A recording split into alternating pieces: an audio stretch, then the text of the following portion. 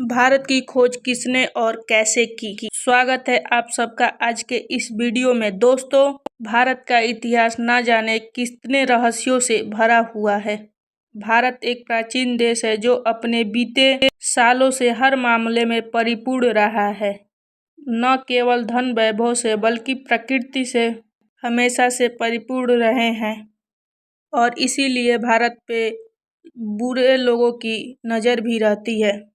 उसी समय यूरोप के लोग पूरी दुनिया में व्यापार करना चाहते थे। भारत में व्यापार करने के लिए उन्हें समुद्री मार्गों का पता नहीं था, लेकिन उस समय अरब के लोग भारत के रास्तों को जानते थे, लेकिन उन्होंने यूरोप के लोगों को मार्गों के बारे में नहीं बताया। वास्को डी गामा पहले शख्स थे जिन्होंने भारत के समुद्री मार्गों का खोज निकाला। कोलंबस भी भारत को खोजने गए थे, लेकिन अमेरिका जा पहुँचे। हालांकि आजकल पढ़ाया जाता है कि भारत की समुद्री मार्गों की खोज वास्को डी गामा ने किया है, लेकिन एक गलत बात है। वास्तव में बच्चों को पढ़ाया जा रहा है कि भारत की खोज वास्को डी गामा ने की थी कि पढ़ाया यह जाना चाहिए कि वास्को डी गामा ने यूरोप को पहली बार भारत पहुंचने के लिए समुद्री रास्ता बतलाया था। दरअसल पहले यूरोपीय देशों के लिए भारत एक पहेली जैसा था।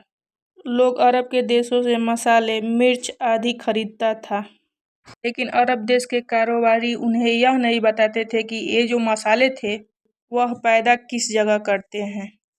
यूरोपीय यह समझ चुके थे कि अरब कारोबारी उनसे जरूर कुछ छिपा रहा है। जहाँ तक सवाल भारत का है तो इसके एक और हिमालय की ऐसी श्रृंखलाएं हैं जिसको पार करना उस समय असंभव बात थी। भारत को दूसरी ओर से 3 ओर से समुद्र ने घेर रखा था, इसलिए यूरोप 3 रास्ते से भारत आते थे। पहला जो है रसिया पार करके चीन होते हुए बर्मा में पहुंचकर भारत में आना, जो कि अनुमान से कई ज़्यादा लंबा है। दूसरा रास्ता था अरब और ईरान को पार करके भारत पहुंचना, लेकिन ये रास्ता अरब के लोग इस्तेमाल करते थे। तीसरा जो रास्ता था समुद्र का, जिसमें चुनौती देने वाला केवल समुद्र ही था, जबकि वास्को डी गामा एक पुर्तगाली नागरिक था और पेशे से एक नाविक था। का जन्म 1460 ईस्वी में पुर्तगाल के साइनस में माना जाता है। उस समय अरब के लोग यूरोप में मसाला बेचा करते थे जो वो भारत से लाते थे। यूरोप में इन मसालों की मांग बहुत ज़्यादा थी, इसीलिए यूरोप के लोग भारत जाकर मसाले लाना चाहते थे, लेकिन उनके लिए भारत जाने का रास्ता दुर्गम भरा था। भारत जाने के लिए ईरान, अफगानिस्तान होकर जाना पड़ता था, जो काफ़ी खर्चीला और कठिन रास्ता था। उन्हें ऐसे मार्ग की आवश्यकता थी जो भारत कम समय में ले जाए। ऐसा मार्ग केवल समुद्र के जरिए ही संभव था। वास्को डी गामा ने भारत के इन रास्तों की खोज करने के लिए ठान ली और ऐतिहासिक सफर पर निकल पड़े। वर्ष 8 जुलाई 1497 में वास्को डी गामा ने अपने साथियों के साथ भारत की खोज करने के लिए निकल पड़े। उसके जहाजी बेड़े में 4170 आदमियों का एक ग्रुप था। सबसे बड़े जहाज सेट गिरिया पर वह खुद था वास्को डी गामा। सबसे पहले वह अफ्रीका के एक छोर कैप ऑफ ग्रुप होर्ड नामक स्थान पर पहुंचा। उसके बाद वह अफ्रीका के ही एक राज्य मोसम्बा आया। यहाँ के राजा ने उसकी मदद की और उसे एक अरब नाविक दिया जो भारत का रास्ता जानता था। वास्को डी गामा भारत कब आया? वास्को डी गामा अफ्रीका का चक्कर लगाकर कालीकट के बंदरगाह केरल पर पहुंचा था। 20 मई 1498 तारीख थी जब वास्को डी गामा भारत के कालीकट बंदरगाह पे पहुंचा। भारत की खोज का यह सफर करीब 10 महीनों का रहा। भारत आकर वास्को डी गामा ने स्थानीय राजा से व्यापार का समझौता किया, उससे कई प्रकार के मसाले खरीदे।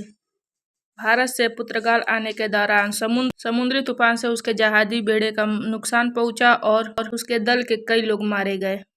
पुर्तगाल लौटने पर उसका भव्य स्वागत किया गया। उसके बाद भारत आने पर उसने कालीकट राज्य पर आक्रमण कर दिया और कत्लेआम लूटपाट की। वास्को डी गामा यूरोप के शासकों और लुटेरों के लिए एक रास्ता बना दिया था। उसके बाद भारत पर कब्जा जमाने के लिए यूरोप के कई व्यापारियों ने अपनी अनुभूति प्रस्तुत की और समय समय पर वे आए। उन्होंने भारत के केरल राज्य के लोगों को धर्म बदलने में महत्वपूर्ण भूमिका निभाई। पुर्तगालियों के वजह से ब्रिटिश लोग भी यहाँ आने लगे।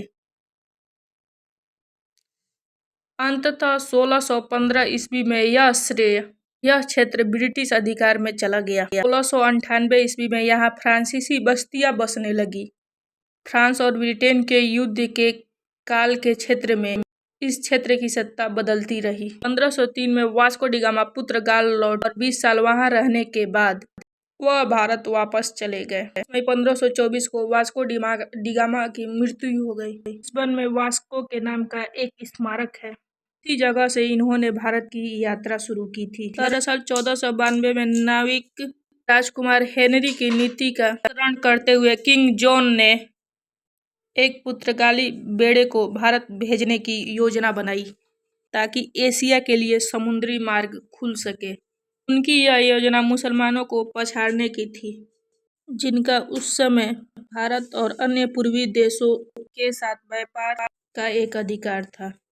वास्को डी गामा को इस व्यापार के लिए चुना गया। उनकी मृत्यु के बाद वास्को डी गामा ने इनका स्थान लिया। यह कहना भारत की खोज कब हुई, महज यह एक बेतुका सवाल है। भारत किसी के खोज का मोहताज नहीं है।